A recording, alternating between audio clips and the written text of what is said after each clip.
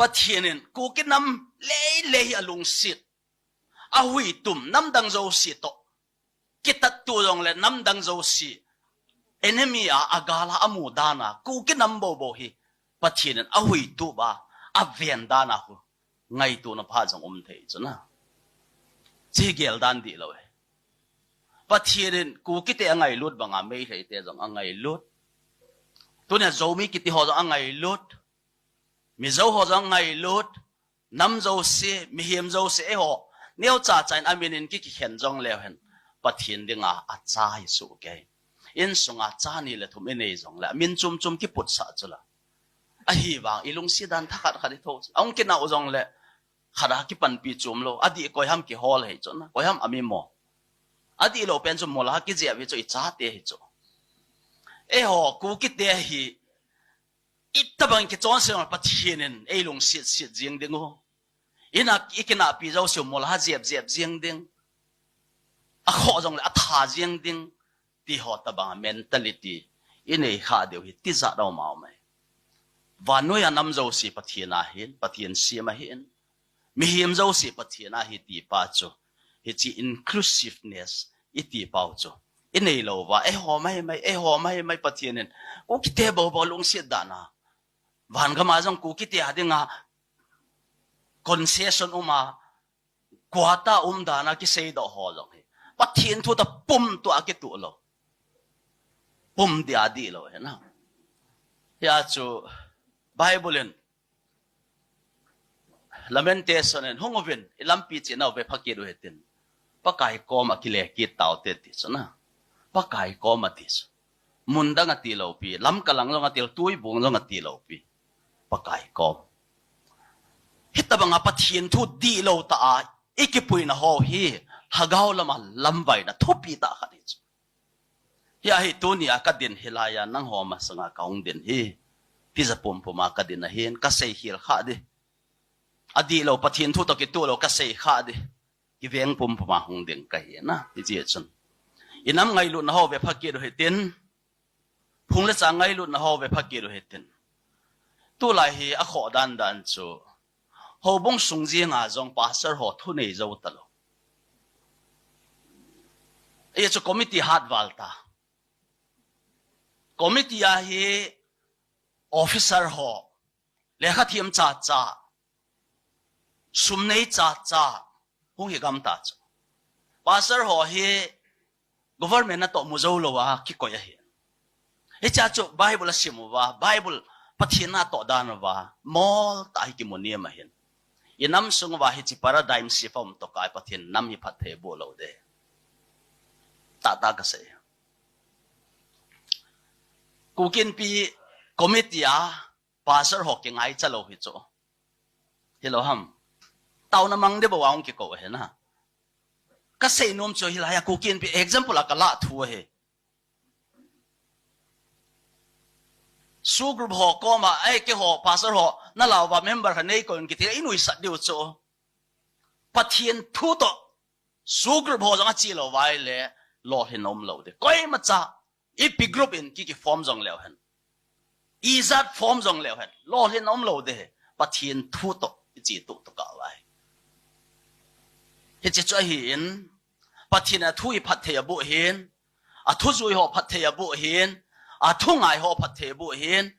David in a thi ko na a chapa vai hla na Solomon ki ti leisi chunga mi him piang la a ama to banga chingjong lo zonghum ki talo da pathian phathe bu hi chi meeting pen pa hi a pa David in a thi ko na farewell speech api a chu Solomon pathian thu a padin pathian thu ha kang hin ti hi chi thu hi na tu cha a hi chi thu hi namat tu a hi chi thu dong zu ya na o mai le na lo hin te de he ti na e ho hi pathian thu lo wa lo hin ki go te hi ven lo hin nom lo de he tunia sia solam kai ho zo si jong ka tep na nom chu pathian thu to ikilam kai angai yen ho bung mai ai pui sia so zo si jong political group zo si jong pathian thu to I chi lo wa he le ina mo hi tua jong ki sudong hi tao chu na ki sudong gam hi tao so au le di ma cham ta lo kyong ka vet ji tho cho i chanam khat nam ma ban ding bible a i tabang nam ho cho pathian adop sanga i tabang lam kai ho cho pathian an aum pia i tabang nam ho cho akai tha a asu manga i tabang nam ho cho avui mangam ti bible a ki mu cho le khabudang sanga bible a ki mu cho he chia hi bible isim tama bible he da hi bible a kona chi na omai na pathian lunglam su kha na denga pathian thu nga ya hi chi chun pathian thu a ki bul pho ten pathian thu ki lam sak kai so te nam wang pha nam lo hing hi theina devin separate administration ni devin a hin la imu mai thi imu lo mai theo wa ham guarantee pe the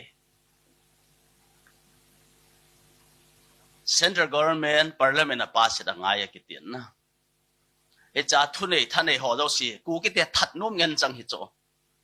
e cha chu pathina ki kum lo wai le hoi la ya chu na that di pa chu nang chu gam na pi dam na gam chu sim dam hi thei lo cho pathina ki kum ngai chu Pharaoh Iziba Israel te that chai din go pa chu pathina ong ki kum phara mo silam kayan pia gamu dal ha a house na exam kha to tui pi sana kan sa chu miracle sitabang kit talo tu nia ku ki te ma bande ku ki cha te ma hodeng he government a umai poi mi pi khora zongai poi pathin khora mai pathin anop lo wai le ma cha hi thei lo de pathin anop ngai pathin nop na de ngai pathin lung lai nei piam ti ho lo ngai apathin lung lai na ki holo apathin lung lam ki tong lo mong monga yum na zo sia gam ki suboi mi ki suboi society ki pus lo ki pu gam tin yum na zo si ki suboi ya hi cha chui piti pathin lung lai theidam delhi ya itabang hin hui manuvam in lang hong boi chunga chennai ya ki thupia pastor hon in lang a chapang exam hara puil he pocket money dinga zakhar khada pe wa ga wasala kham salong ki lewe ti cho ai tabang hiu cho na lung sit thei jong hilo khotu thei jong hilo nam ki ti te chu hi be nai ai la tunin pathin lung sin nain hi ngoven i hai theoven i hing ham oven to ai pathin ai ki hei lo wa i lung chang ho wi pathina su ne mam lo lai che sanga kho zo aban na lai de ngai degree sang che to hi mei le ho hin na ga ho hin mei le ho hin abana koi hidam ke lo e hoi mei le ai mu wanga anungai pathian khot zau mai the cho a hin la hi chi e ho dinga wang phatna i hei do na diwa pathian i belungai cho pathian i bel lo wa hele leila ma jong i wang sidu neile go jong i chanu thi jong mi tam tai chiu pathian cha chu i bel lo wai le ilung i hei lo wai le kho che ima banu hidinga hi ti chu ye chu pathian in sol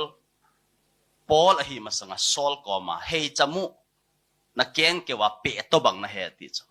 ke to ne na ki de la hi le hei chamu him na keng ke wa barefoot a pe to bang na he ti chu achun to bang na he pathian to ki kin na thei lo chu i sim di pau chu pathian